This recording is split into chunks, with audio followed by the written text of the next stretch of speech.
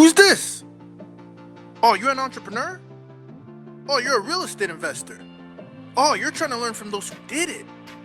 Well, come into the lab then. Put your white coat on, gloves on, notepad, and let's build, y'all. Real estate experiment. What is happening, y'all? Today, I have the pleasure of having KAYR here in the lab with us, dialing in. Actually, you said you were, I don't know, are you dialing in from Philly or you said New York right now? Outside of Philly, visiting family in Philly, yeah. Outside of Philly, obviously also based out of New York and, you know, the serendipity, because I'm here in New York, as you guys know. So it's good always to have a local close connection. The reason I say that is we're not too far from Philly. It's about, what, a 2-hour train ride? Exactly. Absolutely. So first of all, welcome to the lab. Very unique because, and the reason I say that is looking at your background, and I want to dive right into it as far as, you know, who you are as a person, and because I think that helps give us context as to what journey you've been able to tackle, because I'm going to get into the social involvement, the impact that you're in, which seems like a big pillar in your backyard. But I also want to understand, you know, you have, again, experience with business consulting, you have Wall Street experience based out here in the Northeast. And obviously you've been able to build yourself an empire. We were just talking about the amount of units that you had offline here, where, you know, you're well over 100 units and multi-million-dollar portfolio. We're talking about teams. I'm sure there's some vertical integration in there that we might want to get into. So who is KAYR? We talked about the full government name offline, but who is KAYR, the KAYR before, and who is the KAYR now, and how are you here today? Like, let's bridge that gap of who you became today as a real estate operator. Well, I always say the thing is that I just take it back to when I was like in kindergarten. I remember vividly that one time when my elementary teacher brought us KFC, and she brought my favorite, which was original chicken, but she messed up and brought some damn macaroni and cheese and some mashed potatoes. I'm like, where's the coleslaw? You're killing me, baby. So I'm a little kid, but I know I love coleslaw. And I remember that vividly because I was looking at the stars. Our whole third floor was missing because our house burned down. And I remember saying, look, I never want to be this poor again. And I never want to be in a situation where I have a place where it's food insecurity and housing insecurity. And so from that moment, I started to change the way I look at the world. And so I went to public school throughout Philly. My mother and my 6 siblings were on welfare. We moved around all the time. So I tell people I have a PhD in being a tenant. So I mastered what it means to be a tenant because I got to see all the different parts of the city. So I kept working hard, went to high school. I was a knucklehead in middle school. Just was acting silly and skipping schools. And I thought C's was because I was cool, and D's, you don't know what you don't want to know. Just go to high school. So I get in high school and I'm on a track team, the captain, cross country captain, debate captain, graduated first in my class, school president, class president. So I changed my whole life around, got a full scholarship, went off to Bowdoin College in Maine, studied history and English, worked on Wall Street throughout my summers, got a job at Goldman Sachs. So I'm doing mergers and acquisitions and financing deals and industry work. Then I got to work for a hedge fund, $3 billion hedge fund in Boston, which was amazing, covering U.S. home builders and U.S. financials and U.S.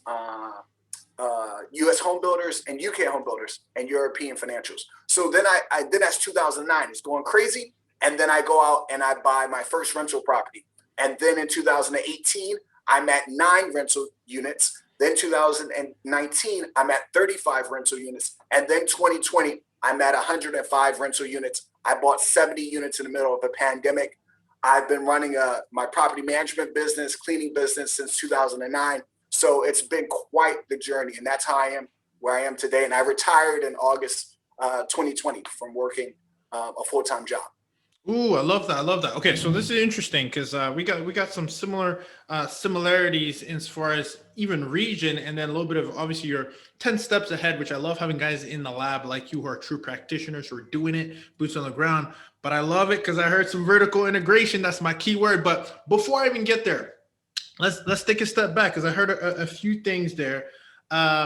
You interesting. So first of all, there's an interesting growth. I was taking notes because that's what we do here in the lab. Right. So you're doing the whole thing in Boston. You're doing the whole, you went the college route. Let's talk about the mindset real quick first.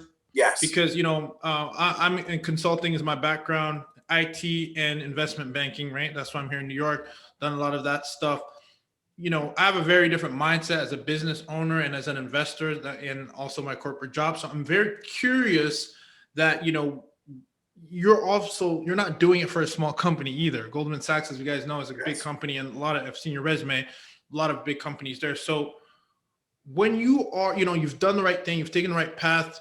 I want to talk about what is your mindset when you're at those jobs? Are you seeing the numbers? You're like, I could do this myself too. Or are you getting a taste, or are you just understanding the concept and thinking at the back of your head that I got to implement this by myself? Or was there some kind of paradigm shift along the way, or you knew the entire time when you were in school as well that you knew you wanted to do this for yourself? Like, can you talk about that transition? That's a great question, because I think the mindset is very important, just like you. And I think that happened when I was in middle school. So that's earlier than I thought. That's earlier than I thought. Middle school, around like 13 or 14, I was a knucklehead getting C's, and one person wrote in my autograph book, "I can't believe you made it." I said, "You think I was going to graduate from 8th grade? Good Lord, have some hope and faith in the brother." That's where ours started. So my mother was frustrated, and we went to go spend time with my stepdad, and we were living with him in a studio apartment in North Philadelphia, about like 15 people. We didn't even have a bathroom door. It was a hot plate. It was just so poor. I had sisters that were teenage moms. And then that just opened my eyes, because my stepdad said, "Look, don't be an F up like me and a lot of people in the family.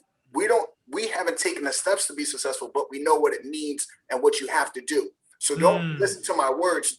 Don't listen to my actions. Listen to my words." And so at that moment, it clicked. And I was like, you know what? I'm going to just try, because I definitely don't want to be living with rats and roaches and struggling, and you don't know what the hell's going on. So from that moment, I started to pay attention. I would see the homeless person on the street, the bus driver, I would see the landlords, and I would say, all these people have to be replaced. I'm going to replace the business person, that landlord. I'm going to become that person when I get older. I don't want to be the homeless guy. I don't want to be the drug dealer. I don't want to be the bus driver. I don't want to be the teacher. So that's when my mind started to shift, saying, who do you want to be in this world? And then the other thing is that my parents, when they were together, when they were divorced, they had passion, and also the local church and the businesses that were run by Blacks, they had passion, but they didn't understand money management. So I started reading books about wealth management, real estate, and all these different things, capital. And so my mind started to shift. So it started at that young age. And over the first thing I started to focus on was the 3 C's, which was one, intellectual capital. And that means going to school, reading books, becoming so educated right there. And then it was the financial capital. So I said, when I graduated from Bowdoin, I don't want to be a Rhodes Scholar or this other type of scholars. I need to go make some money. I need to go, as they say, go after the bag. So I went to Goldman Sachs and I said, look, I need as much money as possible to get that financial capital. And once I got the intellectual capital and I got that financial capital, then I got the social capital. And that was building the relationships. But what was great about working for Goldman Sachs was that you were at the top of the top, and you were able to see how processes and systems were put in place, and how major deals are done, and how the master of automation, and also the mastery of how to create value for your clients and for businesses, and also how to scale, and also how to build trust in your junior staff. And so that opened my eyes. So when I did real estate, I said, I want to own the property management business. I want to also do some of the light rehab. I think that I can set up a system and build out teams where I can delegate and be able to elevate. KR, stop it. Stop. You're giving too many double stacked gems. I'm trying to write them down so I can make sure they don't slip through the cracks. I'm serious. You're doing such a good job. You're overstacking. First of all, number one thing that sticks out to me that's really important is typically we're blinded by, the blueprint that we get inside the house, because, it's what we know, it's what they know, maybe it's what our parents know, maybe it's what our uncle or cousin knows, or friends or our inner circle knows. What's really key, what jumped out to me is that, and I think that is very important for like your wiring. Someone in your family was humble enough to say, don't do as I do, do as I say, right? Yes. That is so important, because I think most of us, even maybe today, even when we don't, like in conscious competence, when we don't know what's, that we're wrong, but we're telling the others, our loved ones, that we're right and this is the right way to go, that's probably worse. So first of all, your blueprint, you had a clean slate, which is really refreshing to hear. And I think sometimes we need more of that, where we need to be more like, okay, listen, we've never done that. We've never had someone do that in the family, but tap into this book, tap into this resource, tap into this mentor, tap into this network, especially in this day and age where you can get that information. Because the information that I have, I always say, and this is literally why this podcast is called Learning It from Practitioners. Don't learn it from me. I'm your host, bringing to you guys like KR who have done it. And I'm just over here passing on this knowledge. So first of all, very humble and very key, pivotal. I don't know if you realize this, but I think that is a key pillar in there. And then you talked about, you can't pour from an empty cup, so you talk about intellectual capital and financial capital. You got to secure the bag. I had one of my favorite guests come on, Tony Watley. I don't know if you know the Side Hustle Millionaire. IT guy, built a company on the side, had a job, used that to pour into his companies, and then eventually did what you did. I think that often doesn't get enough attention. It's so much about quit your 9 to 5. Quit. But now you're taking from your business, right? I have a business and I'm consulting, but I'm not taking from my business. I'm reinvesting back into it, right? That was my game plan. From people would say, why the hell are you moving so slow? 1 unit in 2009, you only get to 9 units in 2018. 9 years you had to move that slow. It's because I will buy a property for $22,000, invest $17,000, and appraise for $115,000. I get to take $80-something thousand out, put that in the bank account. The annual rent or what have you, our cash flows, I'm making like $5,000 or $6,000. Put that in the bank account. Imagine keep doing that for 9 years straight, and you still have your 9 to 5. That's why I didn't quit until 2020, because I was able to build up a cash reserve of several $100,000. Then I can keep ownership of my apartment buildings and my houses versus going to do a syndication deal. And you could brag and say, I own 500 units. And then you ask the question, how much do you own of it? I own 1%. What the hell? I said, that's no benefit. The game is all about the equity. So therefore, that's why I decided to delay gratification, build up that intellectual capital, that financial capital, and then you have the social capital. So when you're ready, then you don't have to get ready. You have people wanting to partner with you. So I focus on 3 R's: the track record, the relationship with the banks and all of them. And then we had the reputation. So now people come to me and say, can I partner with you? Can I give you money? Can you kiss my kid? I said, I do what I can for the community. Let me ask you real quick, Kara, because you dropped another bomb right there. So social capital, define that. What is social capital in this day and age, so we understand how that works? The way I think about social capital, and some people say that your net worth is your network. But actually, I think that your net worth actually can be tied to your regular financial capital, even if you have all poor friends. But that's another story. But your social capital is how you start to use your relationships. So I serve on a few nonprofit boards. And what we're able to do is raise money for certain causes. So I went to a public school. We didn't have the creative arts. I was one of the honorary chair people that volunteer. And then I became a board member. I can write checks and then use all my friends to write checks to help that cause. I can also join an organization like in Maine, and I can be on the board and help with that organization. But also the social capital is also your relationships to get things done. So I can have friends at like Black Wealth Renaissance or what have you, and we can build off of each other and exchange our skill sets instead of exchanging regular money. So the capital can be like my business partner, Joe Mears for KAYJAY Consulting. He actually was one of my students. Then he became a debt investor. Then he became an equity partner on 3 apartment buildings. And then we started KAYJAY Consulting because he said, I understand you do this private thing and pay people one-on-one. Why don't we start a whole platform? I can help them run the business. I said, if you're willing to be a general, then let's go. I can operate from the White House, the Situation Room. And so that's what I mean by social capital.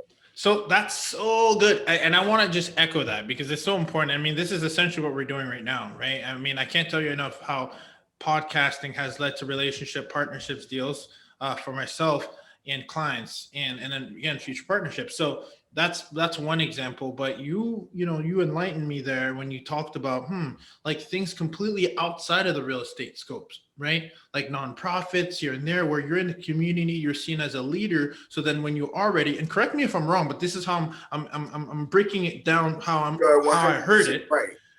right, that you're known as KR, the one and only, of course, Yes. because there's Yes. only one KR, But one and KR. Yes. and you're known as this guy who's involved in the community, who's giving back, and you're raising capital for nonprofits, good, Yes. and now when it's time for you to do the real estate deal, it Yep. sounds like, oh, of course we know who KR is. We know his core values. We know what he stands for, Yes. and we know who he is, Yep. and we know he knows real estate too, because that's important. You got to know what you're doing. Yes. Yes. And is that did I get that right? That's 100% right. And that's why my name is on a few of my buildings, because I wanted to become a brand that you associate. This guy has good core values. This guy understands how to manage money. This guy is not about himself. I tell people I'm not self-made, I'm community-made. So everybody in my community has poured into me. Even if they didn't have money, they prayed for me. They looked over me. They loved me. And they also provided opportunities, giving me leg ups and hand ups. And so that actually put me in a position. So now I can look back and say, and look left and right and say, how do I put these people on? And that's why we focus at KAYJAY Consulting, what I term transformational wealth. And what I mean by that is you're able to transform people's lives today with wealth. A lot of people talk about generational wealth. So that's like up and down. I buy a house in 40 years, my children, they'll be happy and they got money. That's cute and all, but we need transformational wealth. So my brother, I convinced him to get his real estate license. I said, I do $1 million deal. You can get a 3% commission. He gets $30,000. He uses part of that money for his down payment for his house in a nice suburb. Now his children, with 5 children, and his wife, they live in a beautiful neighborhood outside of Philly, going to good schools. Not only that, he works with me on the next deal. He's able to make another 3% on $1 million deal. So guess what else? He's able to gift his in-laws $8,000. They're no longer living in an apartment complex. They own a duplex. So their lives have been transformed today, not in the future, 50 years from now. Then I have my niece and nephew. They're interns. So we're transforming people's lives now. My aunt, she's doing the cleaning business. That's transforming lives today. Transformational wealth. Generational wealth is cute, but we need something that's going to transform our lives today. And that's why we talk about this transformational wealth. Well, you got to copyright that, by the way, because I haven't heard anybody talk about it. And you said it so eloquently. And it feels good when there's guys like you step into the lab, because, it kind of reinforces the idea, yes, you're on the right path. One of the things we do for one of our short-term rentals, I had my sister as the manager. I had to, walk her through the process. Now, guess what? Another thing that there's so many good things you're dropping that I want to make sure I tie all together. So one is transformational, which is so key. And essentially it's really tapping into your community and giving those people opportunities that they wouldn't have had because of, had you not been there, which I love, because you said people are pouring into you, but Kara, what you've done is you poured into the people, and it comes full circle. Absolutely. So that's super powerful. Now, one thing you did talk about is, corporate experience, right? Yes. And one thing I do want to highlight and ask you, because you're here and we have the luxury of having you here. You talked about systems, you talk about processes. Yes. Can you highlight that a little bit? Because I think that's another thing that slips through the cracks, where people don't really realize that as an entrepreneur, if you consider yourself an entrepreneur or a small business, I mean, essentially these companies were one day in that position, and then they put systems into place and people in power, and then it grew into corporate. Some people are so big to throw rocks at, oh, that's corporate, but they're really missing the point that if you are in a corporation, there are so many values and gems and systems that you can leverage that are proofs of concepts. So what, if any, systems did you see and you're like, oh, wow, I'm going to implement that? Absolutely. In my business? So when I went to Goldman Sachs, it was amazing because we had 6 weeks of training where you get killed, you're working crazy hours, you're learning how to do finance the way they do finance and think about accounting the way they do accounting. So my friends were at other investment banks or what have you. Goldman Sachs, what we had a Bible, the Goldman Sachs Valuation Bible. And they said, if you are in doubt, this book was written by the practitioners. They said, this is the way we do an LBO. This is the way we do a DCF. This is the way we do comparable analysis. This is the way we do transaction analysis. And you will flip through, I still have this book, a 300, 200 page book. And if you didn't know anything, you flip through this book, it tells you what to do. You don't even lose sleep. I was like, why don't the other banks do that? That makes it so much easier. And it made it so simple and straightforward. So they had all these different processes about how they would do things. They also lay out how they would do our presentations. We had GS Works. And I said, when I start a business, I'm going to create like a template, a book that has best practices. So my KJ Consulting business, my property management business, cleaning business, even when SOPs. tenants move into my apartments, we give them a layout about how do you clean the apartment? What do you call us for? What is most important? So everything becomes systematic. Whenever we do an eviction, we have systems in place that you don't even know how to think. So you can go, I can get hit by a car, the whole business can operate. And that is what I learned when I was working for these companies, is that they start to have systems in place and automation. So when I first started, I started with Excel, but now I use Buildium for our apartment buildings and our houses. So we no longer accept cash payments, because we never accept the cash, but we no longer accept certified checks and also money orders, because guess what? Someone on my team will have to go to the bank and deposit that. So now what we do is we do pay near me. So that means that the tenants will have to pay $3.99 to go to 20,000 different stores if they can pay their rent.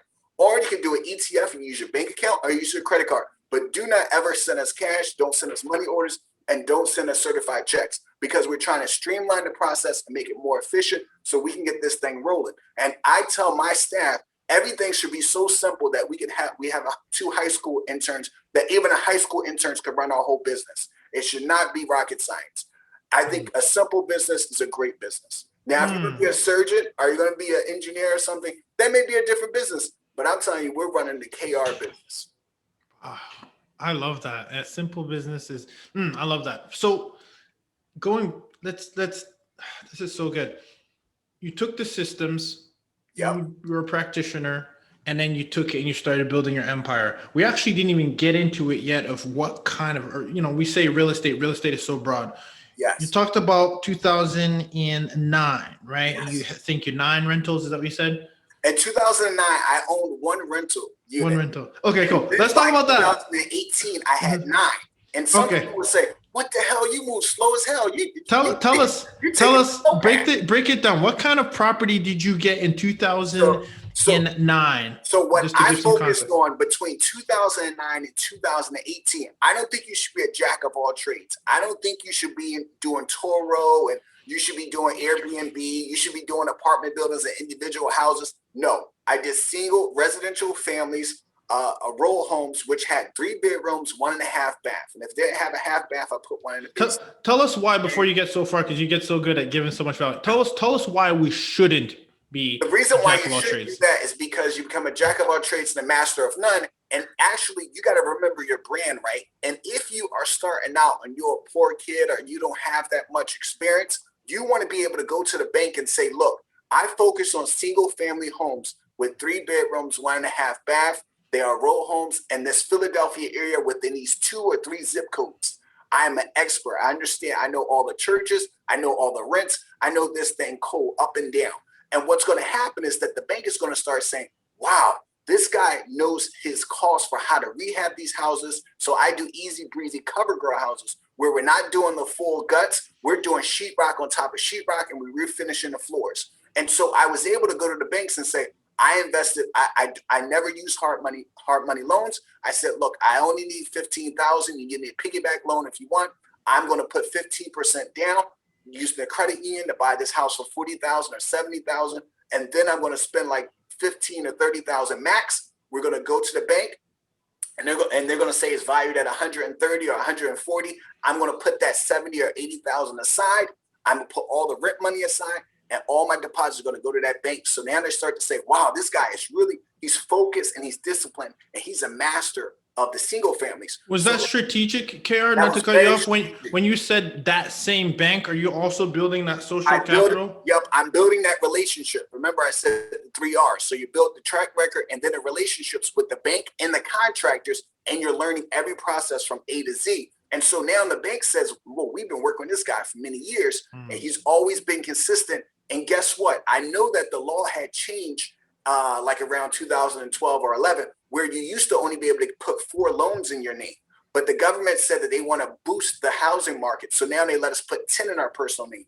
And the reason why you put in your personal name is because you can get a longer amortization, which means you're going to have amortization over 30 years versus 20 years if you do an LLC. You're going to have a lower interest rate, and you're also going to have better terms for your insurance. So therefore, you get more cash flows. So I said, I'm hitting that mark of those 10 houses in my personal name. Now I can convert to the apartment buildings because I am an expert at this level. I feel as though I'm ready for the next level. And so that was always a part of my strategy.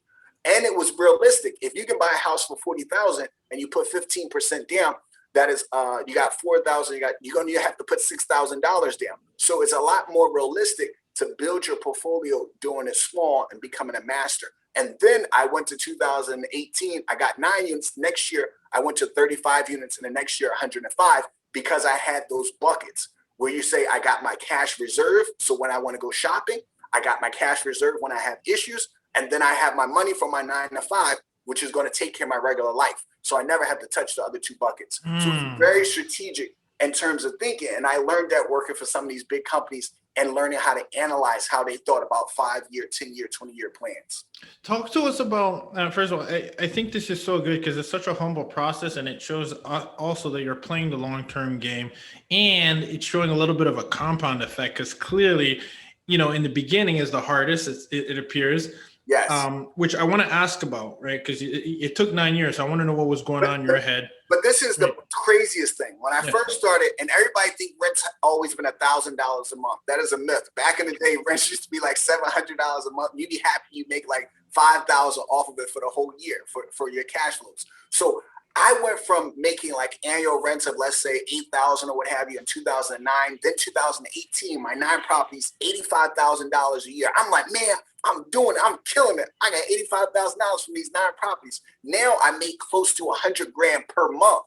So I'm making way over $1 million now a year. So that's why I tell people, if you play it right, if you do what's necessary, then do what's possible, you'll find yourself doing the impossible. Most people don't do what's necessary, and then they definitely forget to do what's possible.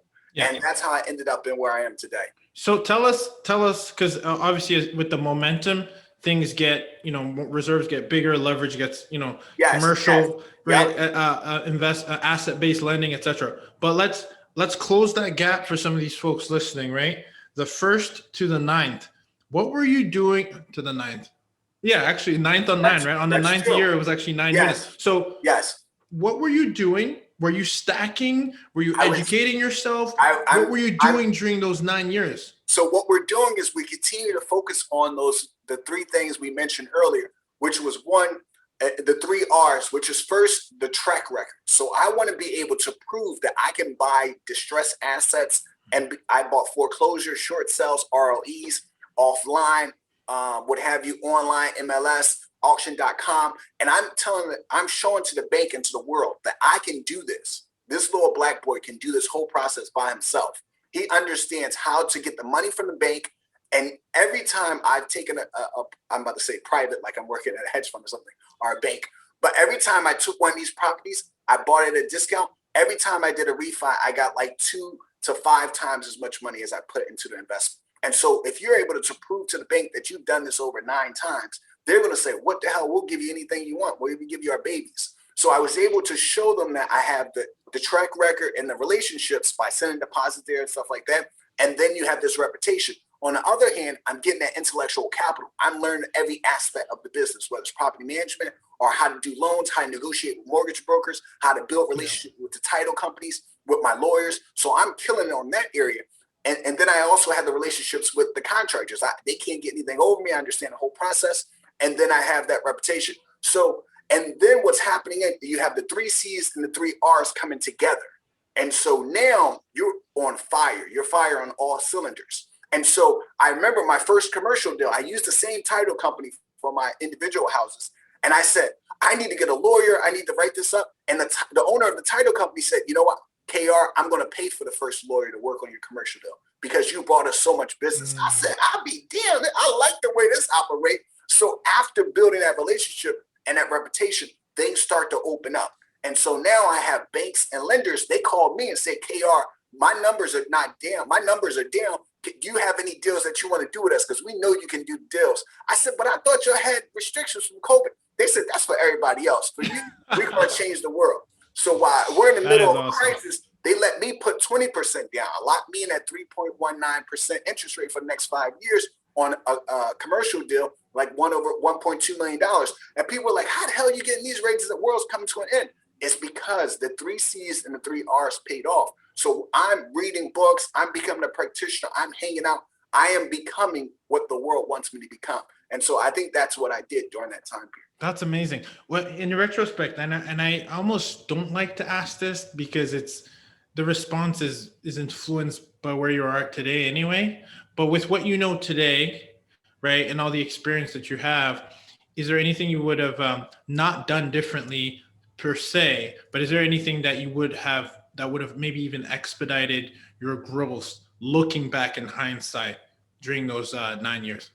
No, absolutely. I think that everything worked during the way it was supposed to work out. So during those 9 years, I also went to business school. I also had got my real estate license. So all that time, I'm gaining all that knowledge and those relationships. I'm doing everything. I never used my real estate license because I said, look, if everybody around your team is eating, then people won't be jealous. The more you feed people around you, the more motivated they are. So my brother and other people that work for me, I said, I want y'all to get real estate license because I want everybody to eat. I'm not a selfish person. And plus, I don't want to get burned out. And I want to get to a point where I can be anywhere in the world and the whole team can keep making money while I sleep. Yeah. I didn't retire to take on a new job.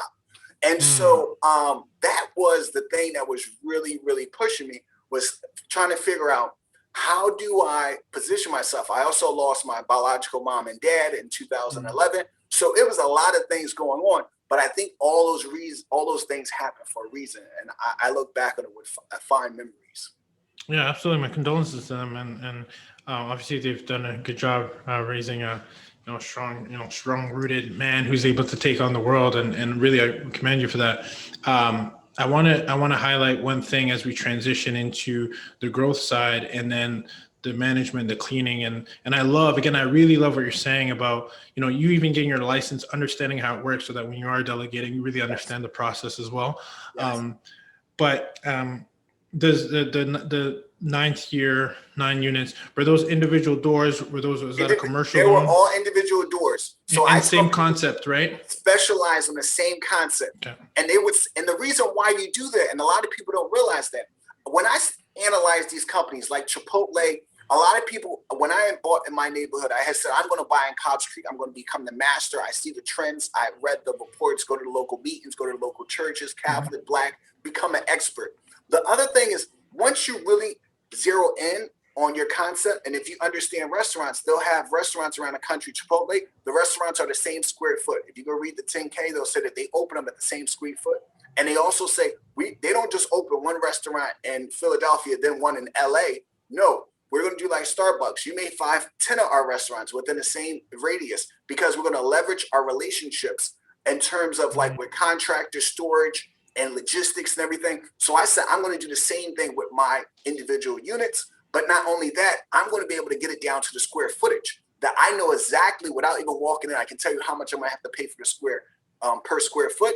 And that's why I decided to focus on that. Because when I go talk to the banks and they do presentations, the bigger your loans are, they have to go to loan committee and stuff like that. When you're in the minor leagues, they say, oh, we'll give you 80. But when you say I need 5 million, I need 2 million, they say, oh, wait a minute. And then they're going to have you go to the committee. And so that's why I focus on the 3 bedrooms, 1.5 bath, row homes, and Cobb's Creek area, because I wanted to become an expert. And it also was great for marketing and show them that you're very focused on the type of thing that you do. And then once you prove out that concept, then they're willing to believe that you can move into another area.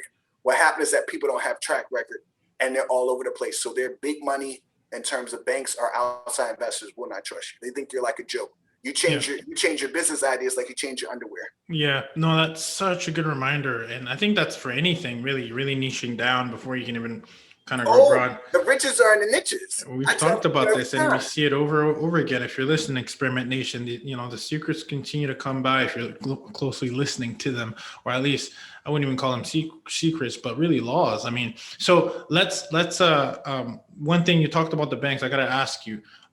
We hear a lot about local banks, which is one thing I actually want to get into as far as building a long-term relationship. Was that a local bank? Was that your traditional Bank of America? What kind of bank? So I always tell people, look, think about the way you build a relationship with a bank is the same way you think about building a relationship with someone you love. No one likes one-night stands. Even though they're fun, afterwards you'd be like, man, I wish I would have stayed in contact. Or you're like, man, that was the worst experience of all time. When you go to a bank, A bank makes money by you giving them deposits in business. So I tell the bank, look, I only got one property right now. I start with the credit unions because the credit unions are supposed to be focused on helping the community. And I said, look, credit unions, they also have the most lenient terms. So they'll have lenient terms on the credit card, on the down payments and all those different things. So they said, hey, we'll give you 15%. I said, I like that. On an investment property, we good friends all day, every day. I said, I'm going to send some deposits over there. I'm going to open up a CD account, which is a certificate of deposit. So you want to stay money going in. Also, I said, I'm going to do the loan. So the bank will make money by it. When you give them deposits, they can lend that out and make a spread. So I focus on a small bank because they may only have like 2 or 3 branches. And guess what? If you're looking at the girl or the guy, whoever you're interested, and they ain't getting that much attention, we at the prom, who do you think who do you think gonna love you the hardest? I love this. I would go directly over to that small bank with 2 branches and say, look, I'm giving you all I got. I know you ain't got much, I ain't got much, but let's grow together. Wow. And so that's what I would give them is a $5,000 certificate deposit. They're like, whoa, and you're gonna bring in, let's say, $5,000 on a regular basis, and then we continue to build. So I started with a credit union, and actually people don't know this. I'm gonna drop this gem. When you do like a credit union, new credit card, they give you like 15 months without interest. They'll let you transfer that $10,000 into your bank account without paying a transfer fee. You go try that with Bank of America, you're gonna have to pay like 3 to 4%. So a lot of people don't know that. So you start with the small bank, credit unions, get multiple relationships. Then you start with the local banks as well, like small little banks, and then you can move to mid-sized banks like in your state that maybe is in like 5 states, and then you move to the big national banks like TD Bank and Bank of America. Because once you start doing the multi-million-dollar deals, now everybody want to be your friend. Back then they act like they didn't know you. Now they all up on you. Now they all on you. KAYR, man, this is so refreshing. I love this. Thank you. So like you are, and I can tell you have, you're a good student because you're a great teacher. You make it so easy to understand. And trust me, I've interviewed a lot of guys, so it's really good when I hear that, when you're really able to really tap into the listeners. You really gave us context there, and that's really important, even for myself, because I know that's something that I need to really think about, treating it like the relationship and going to prom. So wow, this is great. So it comes full circle. So I wanted to ask you, you talked about cleaning, you talked about making, your, I don't know if it was family, brother, agent. Oh yeah, you get the whole family involved. Gotcha. Okay. It's like the episode on, it's like that scene in American Gangster when I forgot Denzel, he calls home and they said, boy, get on the phone. That's your brother on the phone. He wants us all to come up to New York. So what I tell my family is that once I became a multimillionaire, not 1 million, 2 million, 5 million, a real multimillionaire, I said, call my family and bring everybody up to the top floor. We're going to be all multimillionaires. So that's my legacy. My close friends, my business partner wasn't a millionaire in 2018. Didn't own any real estate. Now he owns 60 units. Now everybody, I want you all to come to the top floor. Yeah, all money in, no money out. I love that. So that's so good. And this is actually, we'll go off track for a little bit here. And this is actually why I'm a big fan of LeBron James as what he's been able to do, right? Going back into his community and uplifting those he grew up with and give him the education, give him the tools, like Rich Paul, right? I don't know if you're as closely familiar with what he's doing there, but that's essentially what you're doing for those of us who understand the game, is keeping it in vertical integration. So which is what I want to talk about next. You touched on it a little bit, but I want to talk about it. You're talking about property management, you talk about all that. When did that come in, and when did you, because you are so narrowly focused on your goal of, okay, this is our niche, this is what we're doing. At what point do you say, let's start to actually implement this in-house instead of actually paying somebody else to do it? Well, it all started from day one, from the very beginning. So for me, the way I looked at it was, I said, at the time I was living like in New York or Boston. I said, I don't live in Philadelphia, but that's where I'm buying my first rental property. I said, my stepmom, she used to work for license and inspection. She worked for a bank and then worked for the city. She know contractors. Then my other brother, he was doing like property management for another company. I said, I could just hook these two up, have them get involved. And I said, give them both credit cards in my name and also write checks where I sign it and they're authorized to write the checks. They can interact with the contractors. I'm working these crazy hours for these companies and we can build together, add them. And when you do transformational wealth, it means that you're also adding them to the will, giving them some equity, they're not just employees. This is a part of all of us. This is the family's legacy. And so it started really early on. And then I also asked, like, my aunt, she does cleaning. I said, look, how about you come clean my units? And matter of fact, when I have relationships with other people, I'm going to call them. We'll charge, I don't know, 500 or something. And you get to keep a spread. You keep your 300. I take 200 or I take 150. So we start to think differently. Landscaping business, tell my brother we'll buy all the equipment that they need. And I said, then you guys can go out and make money without me. Because look, it's about all of us eating. It's not just me eating. Yeah. And so that was always the strategy. Wow. Okay. So let's talk about the partnerships. You co-founded this, and when I say this, it's KAYJAY Consulting. Yes. Tell me about, it seems that you're really good at actually selling the vision and then selling the actual partnership so that, people are actually engaged into the project because like you said, you give them equity and you give them a win-win situation. Yes. Talk to me about how you were able to, because it sounds like, again, you still have your 9 to 5 and you're building something great, which is, again, this is why I think it's the smartest thing to do. And that's what I do with my agents, right? The referral business agents or brokerage, because I'm working, but then they're still winning. Everyone wins. How did you go about creating this partnership, and what did you look at? Did you look at all my strengths and weaknesses? Did you look at proximity to the family? Do you even look at that? Because it sounds like you're more about keeping it close, inner circle. So how do you do that? What I first do is I look at family, I look at friends, and I look at talent and potential. So when I see people, like maybe someone like you, a lot of people out there, they know how to run, they know how to throw, they know how to catch. My job with KAYJAY Consulting is to teach you how to be a better runner, a better thrower, and a better catcher. What happens is that sometimes you have raw talent like Michael Vick, and you may have an amazing game, but then you're hanging around the wrong people. Then you get caught up in prison. You'll never see your full potential. You may get a second chance. You're a good person, but you just didn't never get to the top. Or you could be like Mahomes, and I coach you all the way up to get you championships, to change the way you look at the world. Because you don't even have to be great if you have the best coach. The coach can coach up mediocre people to do great things. And so my job was, when I worked with Joe, he was like, look, I know he still has his 9 to 5. And I said, look, I don't want you to quit right now. You got to keep building. You haven't hit your number. But what I will do is take you as a private student. I will teach you. I will coach you. And if I think you're ready, then maybe I'll let you be a debt investor, because I have to date you before I marry you. So he became a debt investor. He didn't get on my nerves. So then I said, you passed that test. And so then I said, now we can buy an apartment building together. And then after sitting back, Joe and I were sitting around. He said, KR, you're so talented. You're teaching me so much. We got to give this to the masses, not just a private thing. And I said, all right, let's start a new business. And I said, under these conditions. And so I said, you're going to be the day-to-day guy. I'll also help out. But I cannot run 18 different businesses and be involved on a regular basis.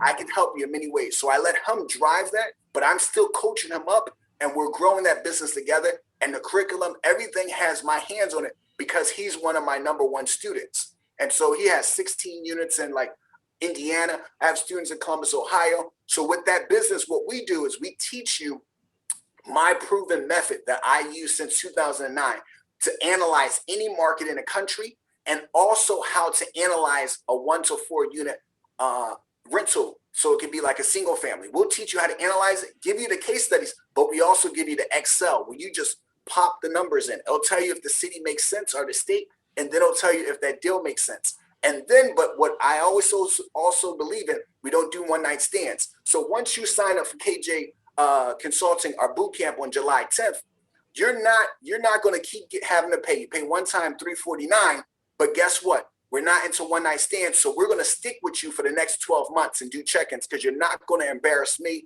and I'm not going to nickel and dime you. So I know that people may get exposed to something and it doesn't stick.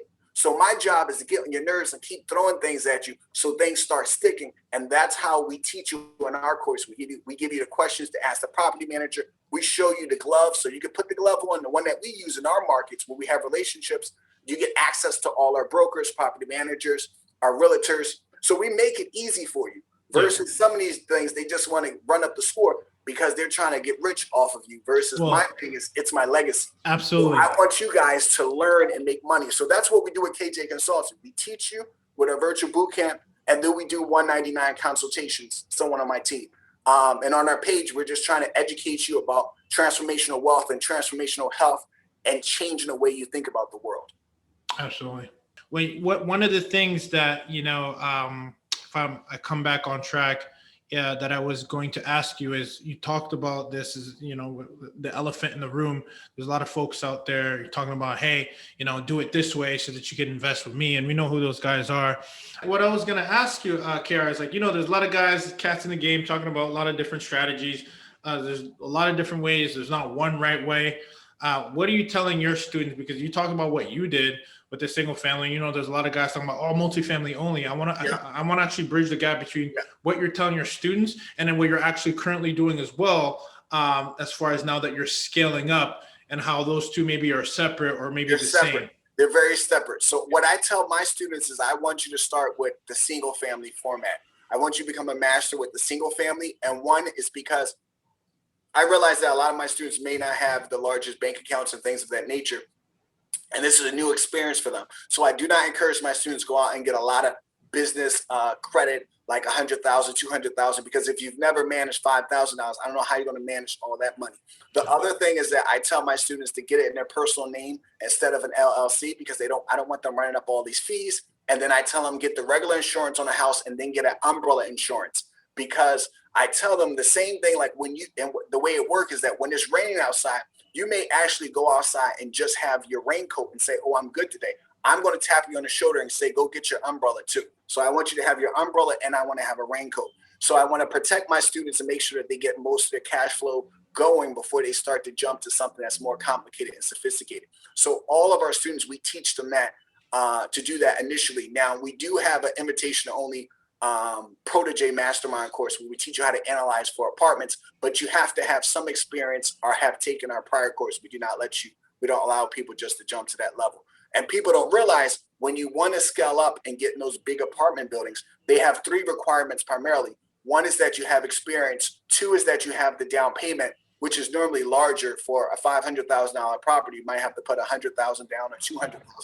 A lot of people don't have that. So you got to have the experience. You also have to have the down payment, but also the net worth. So no one wants to loan someone $1 million if they don't have a guarantor that is worth $1 million. Yeah. And so the banks are really big on that. So they're like, okay, what is your real net worth without outstanding, not even your house. So some people may say, I'm worth $1 million because I have a nice house. The big banks, when you go and buy those big apartment buildings, they want to make sure that they give it to someone that is a sophisticated operator, because they can lose a lot of money. Banks are very conservative. So our students, we say, get your personal house, get a house in your name, do 1 to 4 units, do a FHA, use credit unions, that direction first. And then you can advance to the next level, which is 5 units and up, which is for the big boys. And you probably should partner with someone that has experience, or you should gain that experience before you just jump and risk all your money. So it's better to be safe than sorry.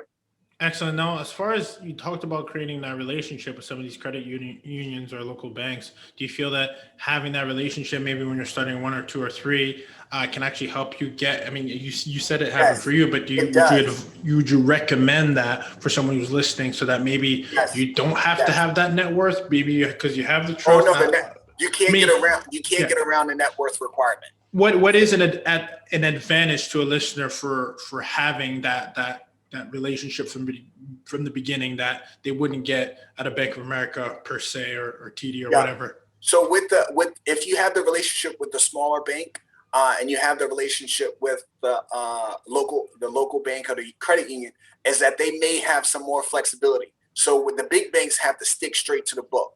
So say, for instance, you and your partner, you probably don't have the straight up $1 million, but you and your business partner, he may have $500,000 net worth. You have $500,000, or you may be a $200,000 short from what they required. You want to get a $1 million loan.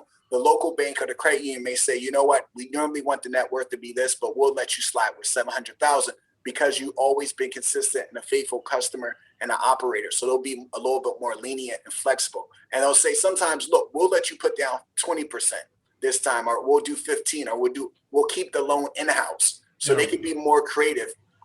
Typically, if you want to get in the big leagues. And when I mean the big leagues is like to buy a 5 unit for $500,000, that's not, some people are going to be worth $100,000. I'm talking about when you buy like my 24 unit, when you're buying something for $1.78 million, and then the bank expects you to put $700,000 down because they want 35% down payment because of the crisis. And then they also want to keep a reserve for a whole year. So we're talking about big money. We're not talking, it was cute when you had to bring 70,000 to the table, but when they tell you got to bring 700,000, you better have some deep pockets and have some experience because banks are very conservative.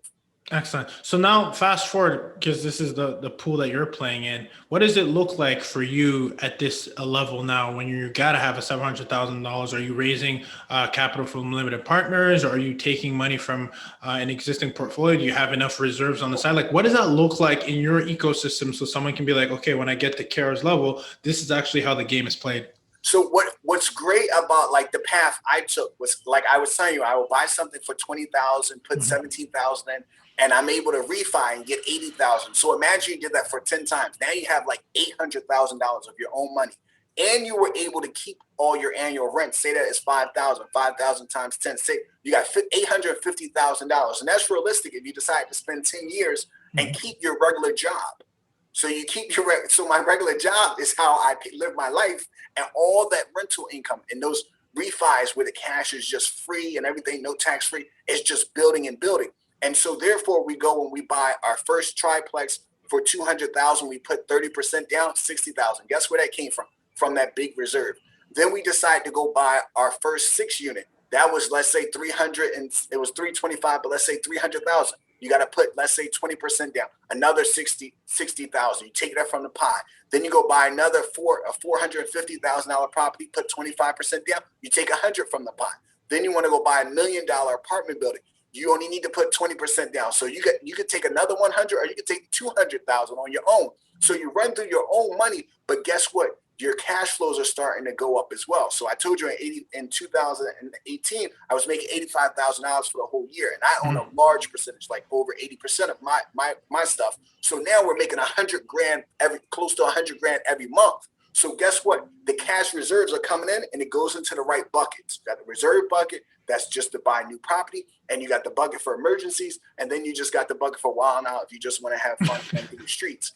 So that's how you build it. But guess what? Now I'm so big and I have a reputation. Not only am I able to refill my own bucket, I get people calling me saying, KR, can I give you 50,000? Can I give you $100,000 as a debt investor? Can you give me 6% as a promissory note? People want you to be successful. So you have somebody who's retired saying, hey, look, I just want 6%. I want you to be a successful sugar, a baby, whatever they call you, lemon pie, banana, and they'll just help you. And then you give them their money back in a year. So now I'm at a point where I'm so successful that people start to call me and say, hey, on your next $1 million deal, do you mind if I give you $100,000 and you put up $100,000? Or some people call me and say, can I give you the whole $200,000 and just let me be a part of your deal? Give me some of the ownership, because I know your cash flow is so strong now that you can easily pay me back and make it a short-term debt. So they'll persuade me to say, just give me 20%, give me something. Don't be greedy. We know you're going to, because and this is the big thing. People don't know this about big apartment buildings. The guy I bought the 24 unit from, he bought that like 2 or 3 years ago for $900,000. What's crazy is that I bought it from him for $1.78 million. I said, it used to be nice when I would do that little refi in that $20,000 house, get that $85,000 check. I'd be all happy. I said, this brother, he put $900,000, he put 180 down, and he get $900,000. Damn. I was like, that's 10 times what I was making. I said, I'm gonna play in this league now. I think I want to stay up with these guys. And so now what I do is I think very carefully about all the cash flows coming in. And because I'm a master of delayed gratification, I don't have to go out there and just do deals. I've never flipped houses. I don't like paying taxes, but I do pay the taxes I'm required to pay. But I do have a good account. We're going to get it as low as possible.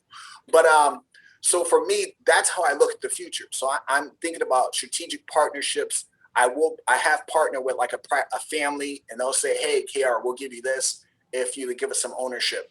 But I haven't done I haven't done syndication with like syndication. The difference between the syndication and like the family is like a family approach where you say, I have one family and they work with KR or KJ, and that's it. That's a millionaire, a billionaire, something like that. That is not a syndication. That's just a small relationship. You open up an LLC. Yeah. Or the syndication is like, if you decide that you want 506B, 506C. Yeah. you want to get a 506C, you want to get 35 accredited or 35 unaccredited investors, then you're going to go out and do public stuff. I could go that route.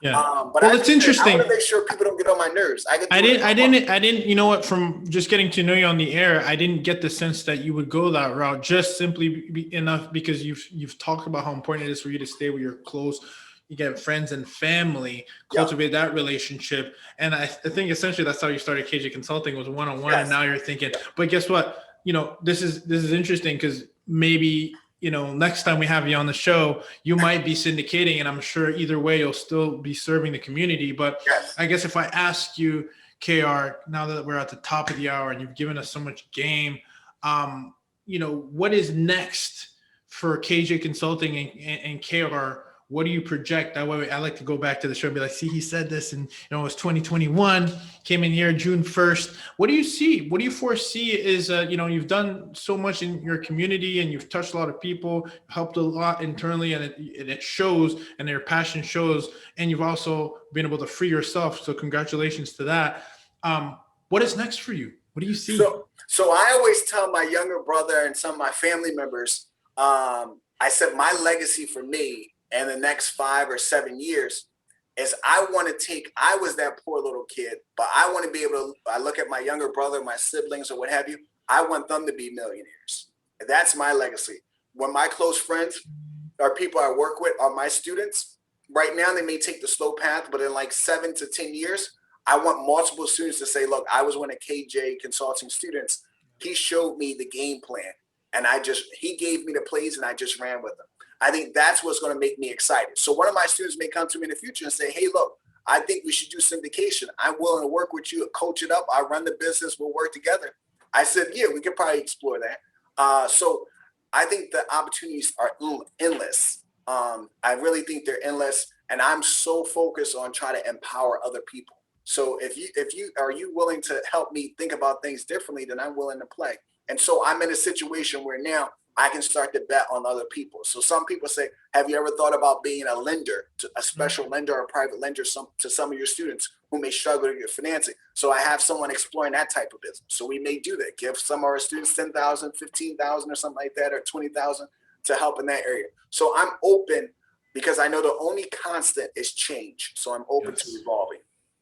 Oh, that is so refreshing. I love hearing that. I'm really excited to see where you're going to take this. Just because I could tell you're doing a lot of work. And again, I didn't mention this, but you were, Philadelphia young playwrights. You're involved in a lot of things. 40 under 40 leadership award program in Philly. I mean, all these things where you're really giving back and pouring back in. Yes. I guess for you, why are you so involved? We talked about the obviously the transformational capital and wealth. That you're trying to build for others, but is there another why? Because you seem to be, again, very tapped into your community. I think you just touched on it about kind of helping you, but is there another thing that we should, leave the listeners with that may give us some better context as to why you're doing all these great things in the community? So I think for me, when I look back, when I was a little kid, and I would just see how people were passionate and they didn't understand wealth management or understand how to run a business. That just motivated me to explore what does it take to be a successful business person? What does it take to build real capital to affect change in people's lives across the board? I don't think that poor people have a monopoly on obstacles and challenges. I think everybody in the world faces challenges. Our goal is that's the common thread that runs through our communities. And I think if I can convince people to all come together, regardless of race, sexuality, and all those different things, I think we can affect change and make it a whole better place. And I just decided that my niche was going to be real estate. I like to push my stocks, Apple and Amazon. I own over $100,000, $200,000 worth of them. So if you're looking for stocks, go ahead. I'm pushing my own book. But other than that, I really think it's important that we educate our community, and particularly just people in general that want to be good people. If you're a good person, then KAYJAY Consulting want to work with you. We want to coach you up and help you become the most successful business person that you can become. That's amazing. And they can definitely, I should say, take you up on that by going to kjconsulting.net. And you do have a boot camp that's happening Saturday, July 10th, if I'm correct. Yes. And they're definitely welcome to tap into that. Also, as well, I know our listeners are very big on us on social because we repurpose all this content and put it on social media. I know you have KJ Consulting on Instagram. Where else can the people tap into all the great that you're doing to follow your journey, get inspired by it, follow your blueprint, join, tap into your network? Is there any other place that we currently miss that we should tap into? I think we also have a Twitter, but I think the number one thing is go to KJ Consulting, IG, KAYJAY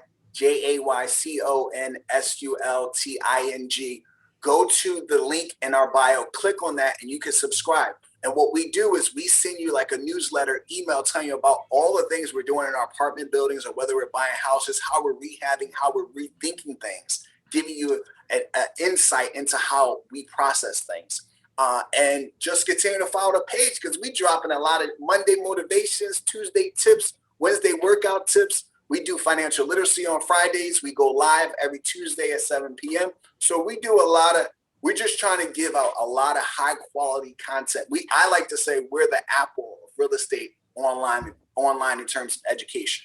And that was for the Instagram. That's the Instagram. Got it. Yep, make sure we plug that. I see that you're currently live right now, so you might have somebody else on your team also. Always, baby. That's what I'm talking about. See, he's a practitioner. He's not just talking the talk. He's walking the walk. Yes. He's currently live right now. I saw the page. Exactly. So good for you. Listen, KR, you came in, dropped knowledge. Thank you so much for being the practitioner that you are.